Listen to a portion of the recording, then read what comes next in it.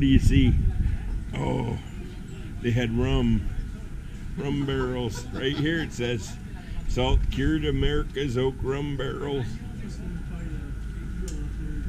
Wow. Copper. That's where all the food went.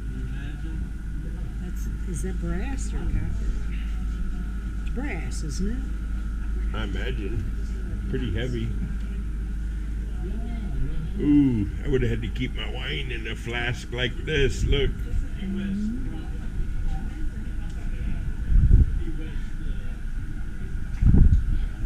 Most crew slept on a blanket on the main deck. Oh boy. Look at the nuts. Meals were light. Small fires on the deck. Look at the nuts. Baskets of Pound nuts. cake, late dream, salted meat and fish, dried fruit, vinegar, and wine. I would have been up for the wine. Yeah, we know. Look at that. I know, that's the rudder. That's wild. How come it's moving? Well, probably because the boat is moving, so it's... Huh. Oh, it's on a gimbal, like, yep, Yes. cool. To keep it from going crazy. Sweet.